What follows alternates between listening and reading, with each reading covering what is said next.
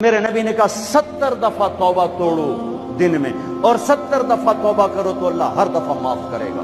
گناہ ہونا کوئی بڑی بات نہیں ہے، انسان ہے، بشر ہیں، وہ انسان ہی کیا جس سے خطا نہ ہو۔ ہاں پھر وہ بھی انسان نہیں جو اڑ جائے گا، کی ہو گیا، رشوت لے لے کی ہو گیا، زنا کیتا ہے کی ہو گیا، شراب پیتے کی ہو گیا، قبضہ کر لیا زمین تے کی ہو گیا۔ یہ خطرناک کیس ہے، یہ کفر سے بھی خطرناک کیس ہے۔